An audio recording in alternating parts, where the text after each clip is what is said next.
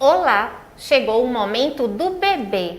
É tão importante, tão significativo esse momento que todos ficam a esperar sobre dicas, orientações, prevenção e muito mais a gente tem a esperar. Hoje nós trouxemos duas profissionais da área de saúde, da Secretaria Estadual de Saúde, e elas vão falar um pouco sobre cuidados da primeira infância. Thalita Monteiro. Obrigada, Renata. É um prazer imenso estar aqui com vocês. Eu faço parte da equipe de teleeducação do Núcleo de Telesaúde. E Luciane Xavier. Muito obrigada pela oportunidade de estar aqui. E eu faço também parte do núcleo de Telesaúde na parte de web design. Muito bem. Muito obrigada por estarem aqui, né? Pelo apoio da Secretaria de Saúde. E nós temos aqui, trabalhamos com a primeira infância, então temos toda a curiosidade, né? Os responsáveis para saber como é que a gente deve fazer prevenções em relação a esses cuidados que devem ocorrer em casa, já que esse tempo todo, né, é preciso nesse momento ficar em casa. O que é que deve ser feito? O que é que vocês nos orientam e vocês têm feito na área de saúde? Excelente, Renata. Essa pergunta é muito importante e é o que nos traz aqui também para compartilhar com vocês vários materiais que a gente está produzindo com foco nos cuidados com a criança em casa, considerando que muitas crianças estão em casa nesse período, né, de distanciamento social.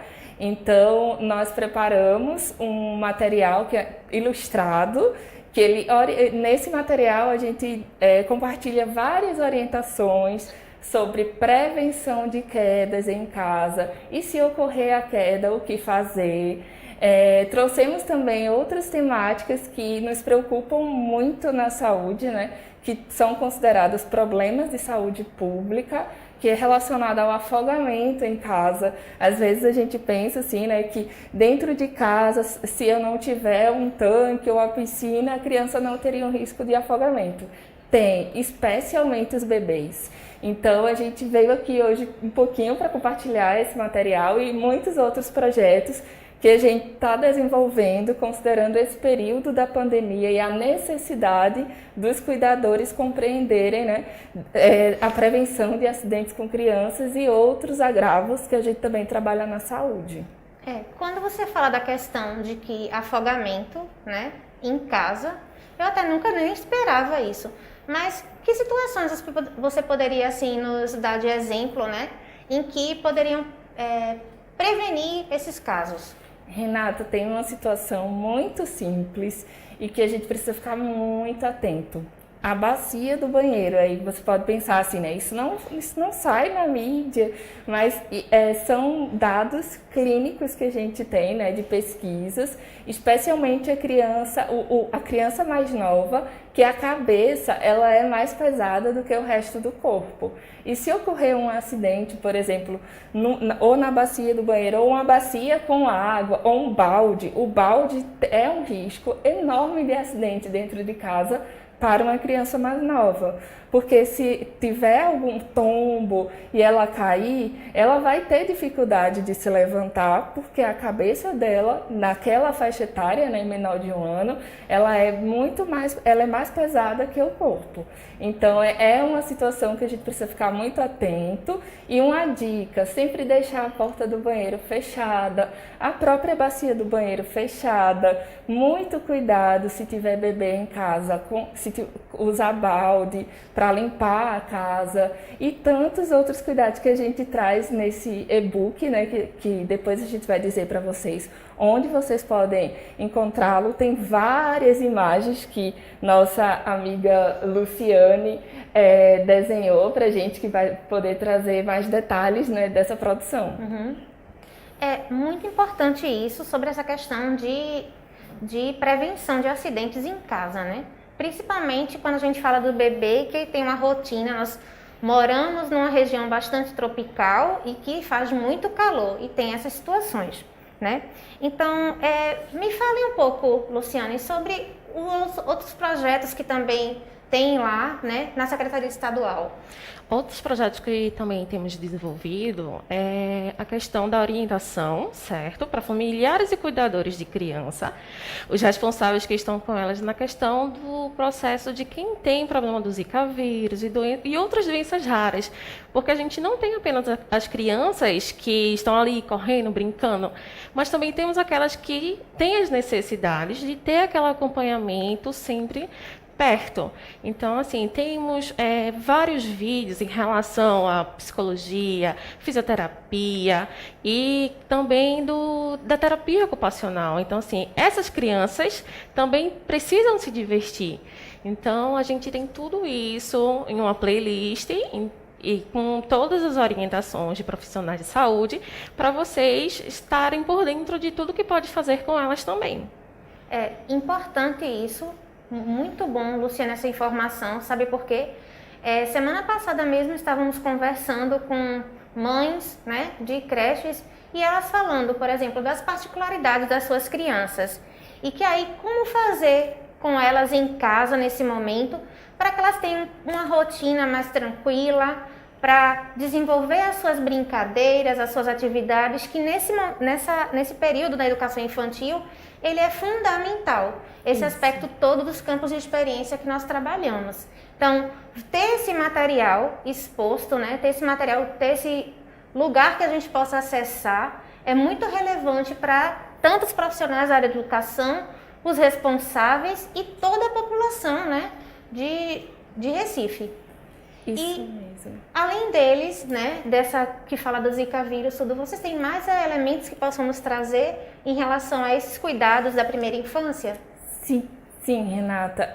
Também pode ser acessado no portal do Núcleo de Telesaúde, que o acesso a esse portal pode ser por meio do site da Secretaria Estadual de Saúde.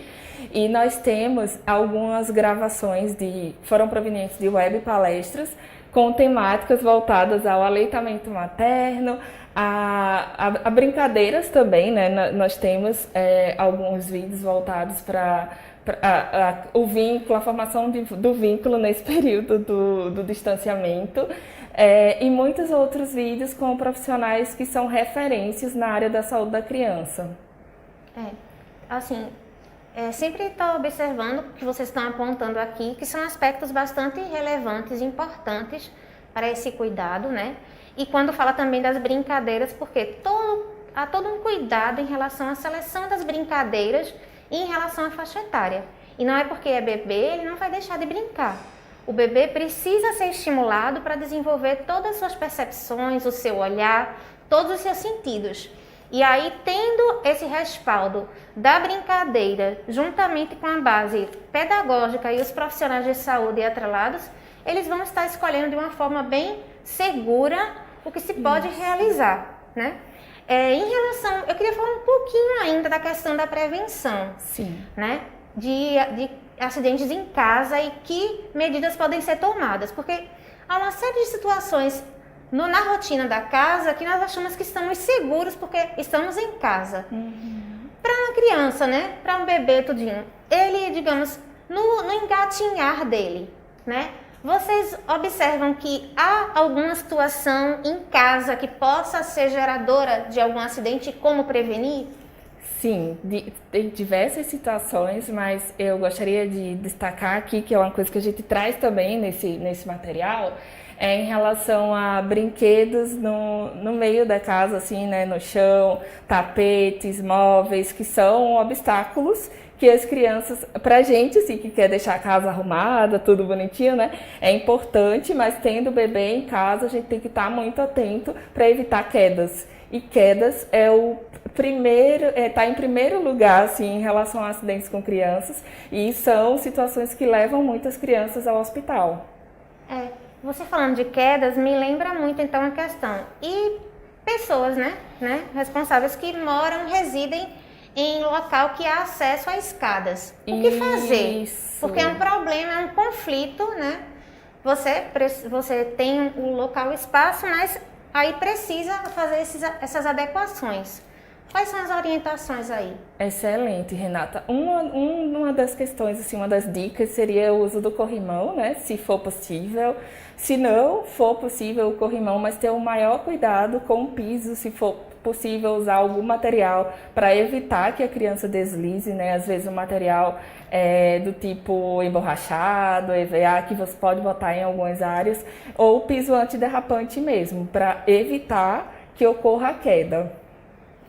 E lembrando sempre, né, que aí uma dica aqui é geral para a saúde, para qualquer área. As crianças não podem ter acessos, né, à rua, tem que ficar em casa e principalmente se for a questão de acesso à escada, é preciso existir um impedimento para que essa criança chegue a esse local. Ela não pode chegar só com a supervisão, só junto a um adulto, né? Isso mesmo. Vocês me falaram que vocês tinham... No momento que nós estávamos conversando antes dessa entrevista, vocês estavam me falando que também há um cuidado em relação à questão da saúde, né, de evitar o câncer. Isso, na verdade, é um projeto que a gente tem em parceria com o Hospital Oswaldo Cruz e o GAC, o Grupo de Apoio à Criança com Câncer.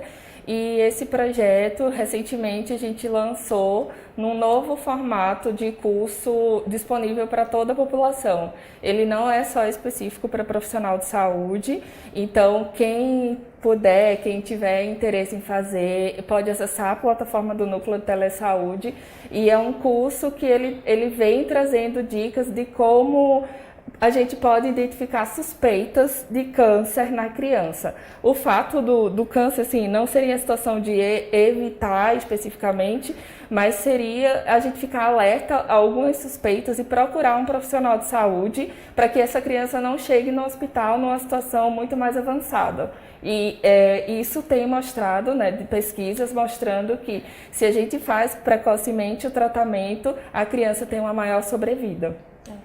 Há um outro elemento também, nós falamos muito da questão da saúde e tudinho, mas o cuidado com esse material que é produzido, né, especificamente tanto para os responsáveis, mas tem que trazer uma linguagem adequada. Então, Luciane tem um desafio, né? Qual o desafio, Luciane, em relação a essa preparação desse material para uma temática na área justamente de educação infantil? Isso mesmo. Então, o desafio não é só a questão lúdica, certo? Porque todo o material ele tem que ser voltado para as pessoas de todas as áreas, independente de ser da saúde, a pessoa da educação, a pessoa da administração, pois todo o material ele é voltado para qualquer um, entendeu? Possa identificar numa criança que pensa que está normal, mas ela está ali com alguma deficiência em alguma das áreas de saúde dela que precise daquela atenção diferenciada. Então, estamos trazendo nesse curso vídeos totalmente ilustrativos, apresentação dos profissionais, mostrando imagens, totalmente educativo. Os questionários são bem voltados ao material, tudo bem elaborado. E toda a plataforma de educação do núcleo, a gente vem trabalhando para que ela seja totalmente simples, para que as pessoas que não tenham tanto contato com a tecnologia, hoje com a pandemia, possam utilizar esse processo de educação para estar atualizando os seus conhecimentos e estar fortalecendo esse lado da suspensão precoce do câncer. Então, assim, crianças hoje, a gente pensa que não tem nada, né? Então, assim, mas hoje a gente tem uma maior preocupação também, porque elas são o nosso foco, é o nosso futuro. Então, assim, vamos cuidar e venham com a gente também fazer esse curso, porque está lindíssimo. Então, assim, nós temos muitas informações que precisam ser consultadas, além das dicas que as duas trouxeram. Obrigada, Luciane, obrigada, Thalita, né? E nós vamos passar um vídeo falando justamente sobre esse curso, né, que está aberto, como a Thalita já falou, a vários profissionais, aos cuidadores, aos responsáveis. Então é importante que cada vez mais nós tenhamos o cuidado em relação à primeira infância. Vamos ver o vídeo? Segunda edição do curso Fique Atento Pode Ser Câncer. Apresenta conteúdos relacionados à suspeita e diagnóstico precoce do câncer infanto-juvenil. O curso é totalmente online, com a temática voltada para linha de cuidado da saúde da criança e do adolescente. Seu lançamento será dia 28 de agosto de 2020. Destinado para profissionais e estudantes de saúde. O curso é composto por 4 módulos, na modalidade online. Com a opção de itinerário formativo, no qual poderão escolher qual módulo realizar. A carga horária total do curso é de 80 horas e 20 horas por módulo, com direito à certificação após a conclusão. Para realizar o curso, acesse a plataforma de ensino do Núcleo Estadual de Telesaúde, CESPE. Então, depois de todas essas informações, mas a gente sempre tem aquela dica que fica guardada para um momento principal, que é o final. Fala, Thalita, por favor, essa dica que é super importante. Todos responsáveis atentos a essa dica que a Thalita deixou justamente para o final. Por favor. Isso mesmo, Renata. Então, às vezes a gente guarda, né, uma garrafinha de refrigerante ou de algum suco, de alguma coisa e coloca um material de limpeza. Às vezes a gente faz isso assim para organizar, ou compra um material de limpeza o maior, né, e aí a gente separa em garrafinhas menores. E a gente tem que ter muito cuidado com isso, porque a criança vai associar aquela garrafa a algum alimento.